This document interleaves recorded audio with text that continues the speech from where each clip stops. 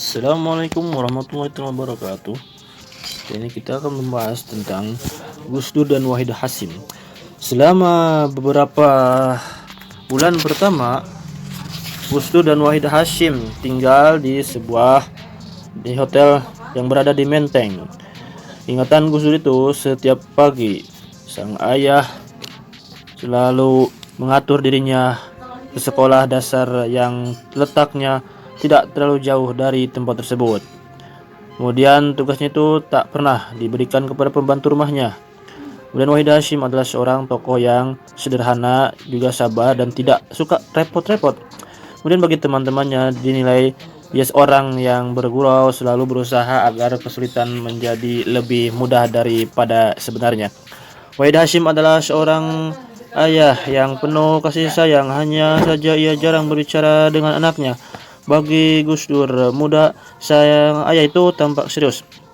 Kemudian Gus Dur itu masih ingat bahwa sekali waktu pernah ayahnya bermain bola bersamanya di halaman belakang, dan di kelilingnya sang ayah senang ditemani oleh putra sulung ini di Jakarta. Ya, sebagaimana ayah-ayahnya lain dari suku Jawa saat itu, memang dengan baik anak tetapi juga menjaga jarak. Wahid Hasyim adalah seorang ayah yang sangat sabar, khususnya terhadap anak sulungnya.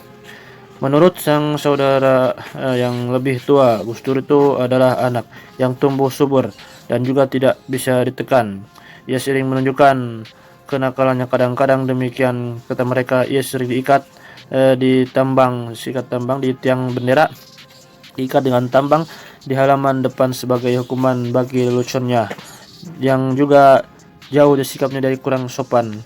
Belum genap berusia 12 tahun, Gus Dur itu telah 2 kali mengalami patah lengan akibat kegemarannya memanjat pohon.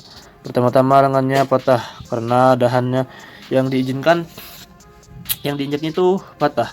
Kemudian ia hampir kehilangan tangannya mengambil makanan dari dapur, kemudian memakannya di atas dahan sebuah pohon besar karena keenakan di atas pohon. Kemudian menggelinding jatuh.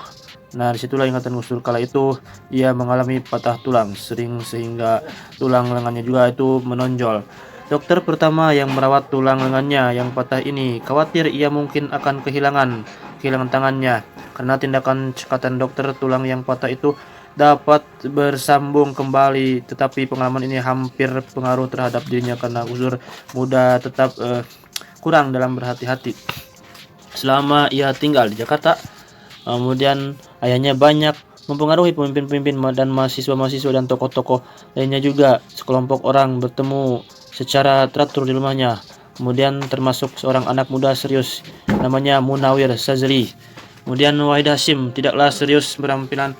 Akhirnya ia juga penuh humor. Pernah kembali ia memerintahkan putranya Gus Dur untuk menyajikan teh dan biskuit kepada kelompoknya, kader-kader muda yang mengunjunginya secara teratur, dan kemudian mengikat tali-tali sepatu mereka. Mengingat latar belakang di lingkungan tempat tumbuhnya, Wahid Hasyim sangat menghargai kebudayaan Indonesia. Meski demikian, Wahid Hasyim ini tidak serius penampilannya, juga dia penuh humor. Pernah sekali memerintah putranya Gus Dur untuk menyajikan teh dan biskuit kepada kelompok kader-kader muda yang mengunjunginya. Mengingat latar belakang dan lingkungan tempatnya tumbuh, sang Wahid Hasyim sangat menghargai kebudayaan Indonesia. Itu kebudayaan Islam, juga kebudayaan Islam yang tradisional. Meski demikian, lingkup persahabatan luas rumahnya selalu dipenuhi tamu-tamu, termasuk dari orang-orang Eropa dan berbagai golongan. Pergaulan seperti itu dimungkinkan karena beliau sebagai hasil dari kerja keras ibunya, juga pasti berbahasa Belanda dan bahasa Inggris. Salah seorang teman baiknya tuh di Jakarta, seorang Jerman yang termasuk yang dipanggil nama William Iskandar Buller.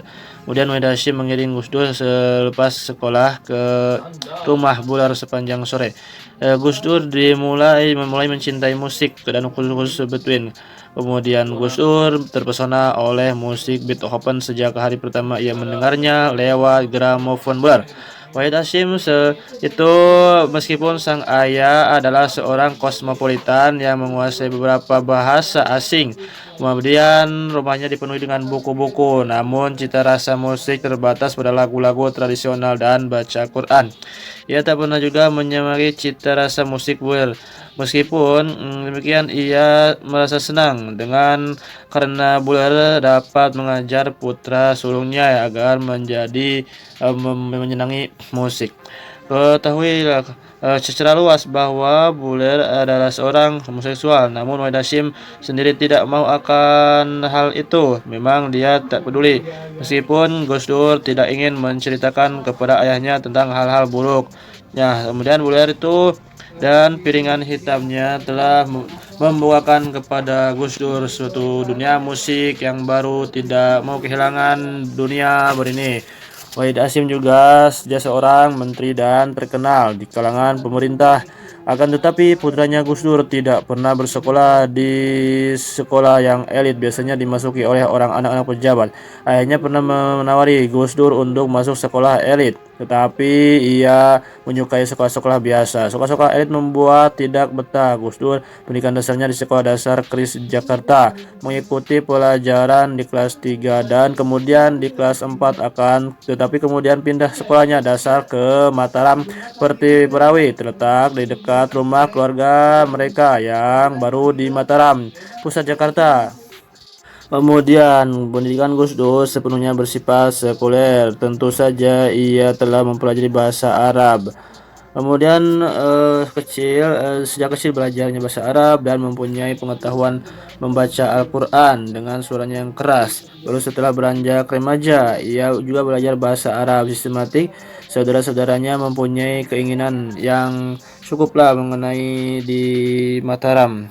Kemudian didatangi oleh tamu-tamu menarik yang berbicara dalam berbagai bahasa. Kemudian majalah, buku, kotoran dan jumlahnya. Ya, katakanlah sebagai kelas menengah di India, perkotaan Indonesia tidak punya kultur perpustakaan. Akan tetapi mendapat banyak kesulitan untuk mencari di rumah-rumah Jakarta itu.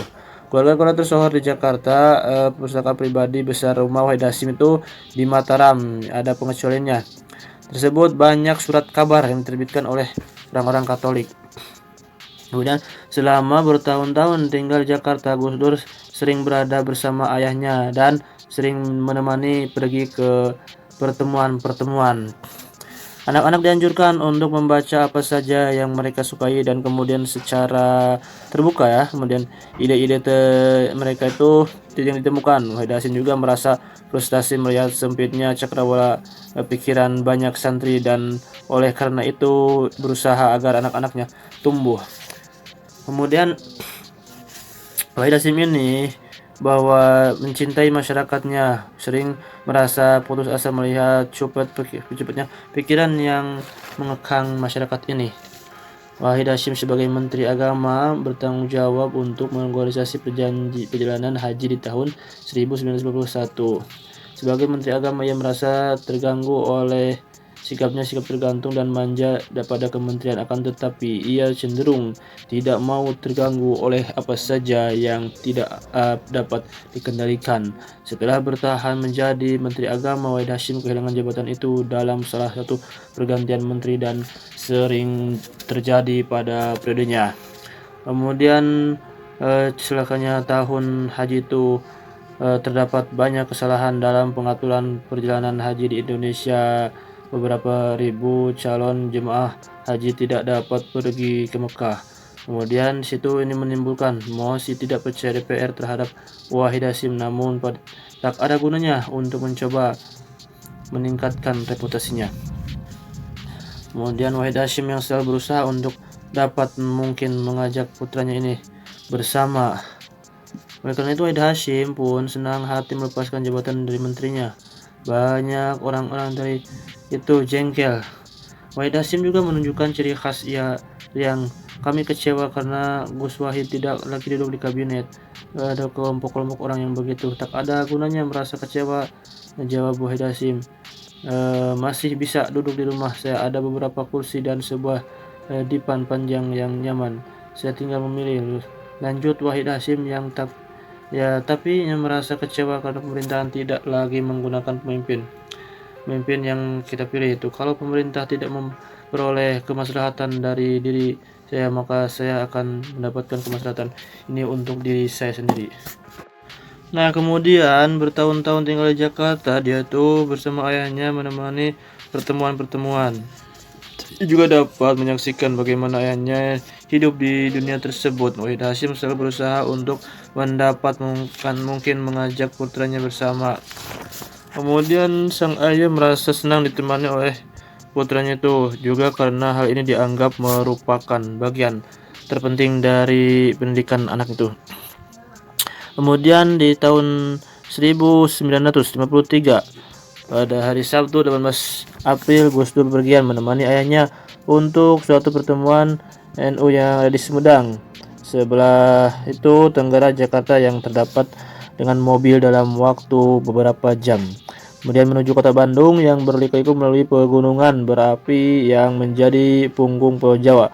Kemudian Wahid Hasyim itu duduk di bagian belakang mobil Chevrolet putihnya yang besar, kemudian bersama dengan Argo Sucipto, seorang penerbit merupakan sahabatnya. Sementara Gus Dur itu duduk di depan bersama dengan pengemudi mobil, dengan sopir. Kemudian berada di Cimahi dan Bandung, hujan turun dan jalan gunung satu jalur yang sibuk ini menjadi licin. Ketika itu pengemudi mencoba mempercepat laju kendaraan agar tidak terlambat. Kemudian mau melewati kelokan dan sebenarnya tidak terlalu tajam dengan kecepatan tinggi. Mereka tumpai kemudian selip pada saat itu. Pengemudi tidak bisa mengendarai mobil Amerika yang berkekuatan tinggi. Kemudian berusaha keras untuk tetap dapat mengendalikan mobil, tetapi ia gagal mengendalikan mobil. Ada sebuah truk yang datang dari jalan gunung ke arah mereka. Kemudian truk itu melihat apa yang sedang terjadi dengan Chevrolet itu. Kemudian menghentikan truknya di bahu jalan untuk memberi jalan pada mobil itu. Ketika Chevrolet mendekat, sedan ini berputar dan bagian belakangnya menabrak truk yang sedang berhenti. Tumbukan ini keras sehingga Wahid Hasyim dan Argo Sucipto terlontar keluar. Kemudian Gus Dur dan pengemudi terluka. Mereka berdua merayap keluar dari mobil tuh dan mendapati Wahid Hasyim dan Argo Sucipto tidak sadarkan diri. Kemudian luka berat yang dialami mereka. Wahid Hasyim mengalami luka serius di kepala dan kelingnya. Satu sisi dari muka yang lehernya terkoyak dan cukup memar. Terjadi pukul sekitar 1 siang. Tapi celakanya ambulan dari Bandung baru tiba di tempat sekitar pukul 4 sore. Dari 1 pagi sampai 4 sekitar 3 jam datangnya ambulan. Kemudian tetap jalan menunggui ayahnya yang tak berdaya hingga ambulan datang. Akhirnya mereka diangkut kemudian dibawa ke rumah sakit Bandung. Tidak tidur, Gus Dur itu menunggui ayahnya malam itu. Istri Wahid Hasyim tiba di rumah sakit menunggu suaminya. Kemudian pada jam 10.30 di pagi, Wahid Hasyim tak lagi dapat bertahan dan akhirnya meninggal dunia. Beberapa jam kemudian Argo Sucipto juga ikut meninggal dunia. Kemudian itulah Wahid Hasyim, tokoh harapan banyak orang Indonesia, telah mengembuskan nafas terakhirnya, meninggal di usia 38 tahun, sementara Gus Dur baru berusia 12 tahun. Kemudian walaupun terguncang oleh kecelakaan maut ini, Gus Dur tetap berpikir tenang. Ingat bahwa ketika ia duduk menunggu ayahnya tergolek tak sadarkan diri tepi jalan, ia mendadak teringat akan pesan ayahnya bahwa terdapat sejumlah besar uang yang disimpan di bantal kecil. Di tempat duduk bagian belakang, ia pun mengambil bantalan itu dan memegang erat-erat. Ketika ia berada di rumah sakit, ia tetap tidak mau menyerahkan bantalan itu kepada orang lain. Bahkan orang mengira bahwa Gus Dur mudah memegangi bantalan itu erat-erat karena rasa sedih yang dalam. Baru ketika sang ibu tiba menyerahkan bantalan itu kepadanya, Gus Dur baru tahu bahwa ayahnya seorang tokoh populer, namun suka bagi anak-anak untuk benar memahami. Barulah ketika ia membawa pulang jenazah ayahnya ke Jakarta, ia baru tahu betapa besar rasa hormat yang cinta orang kepada ayahnya. Pada saat rombongan melewati jalan-jalan di Bandung, kemudian ke jalan raya, tercekam melihat banyaknya orang berbaris. Kemudian Wahid Hasyim itu berbaris orang-orang di jalan memberikan penghormatan terhadap Wahid Hasyim. Di setiap kota desa, jalan-jalan dipenuhi orang yang berduka. Mereka menunggu dengan sabar di tengah terik panas matahari. Kemudian hal yang sama terjadi keesokan harinya ketika iringan-iringan jenazah Mataram ke lapangan udara Halim. Di situ dalam juga Gus Dur betapa jalan-jalan Jakarta dibatasi oleh orang-orang menyaksikan perjalanan sekitar Wahid Hasyim ke Jawa Timur Surabaya. Demikian kenangan Gus Dur itu dengan banyak orang berkerumun di jalan-jalan Jakarta itu. Kerumunan orang melihat di setiap desa kecil yang setiap diamnya itu dilewati iring-iringan jenazah sepanjang kurang lebih 80 km ke arah Jombang. Kemudian seorang anak yang baru berusia 12 tahun ditunjukkan oleh orang-orang ini ketika menunggu di tepi sepanjang jalan dengan sabar. Jalan memperlihatkan dengan jelas betapa cintanya mereka terhadap ayahnya itu. Hampir setengah abad kemudian, Gus Dur menceritakan bagaimana sangat dipengaruhi oleh kesadaran bahwa orang yang sangat mencintai almarhumnya. Ingat bagaimana ia berusaha memecahkan arti semua ini sambil berpikir apa yang mungkin dapat dilakukan oleh seorang manusia sehingga rakyat sangat mencintai.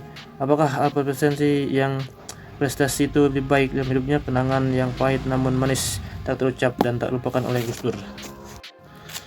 Dalam beberapa kesempatan, tepatnya di tahun 1990, Gus Dur tentang kematian ayahnya berbicara. Dia tak pernah bersedia membicarakan ini, tetapi jelas bahwa sulit baginya. Oleh karena itu, ia percayakan mengenai tidak pernah berlangsung lama pada tahun 1999 karena sadar akan perlunya menyatukan bagian-bagian lepas dari untuk menuliskan buku ini secara berbicara dengan Gus Dur. Waktu yang cukup panjang, namun demikian diperlukan beberapa wawancara lagi 10 tahun beberapa berikutnya.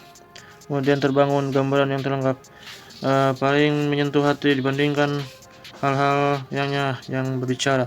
Sebagaimana ciri khas memang ketepatan ingatan Gus Dur mengenai rumusan kerumunan orang-orang yang terpijak memberikan penghormatan terhadap kepala ayahnya. Tidak dapat dipastikan bahwa kenyataan terdapat lebih baik orang digambarkan tampak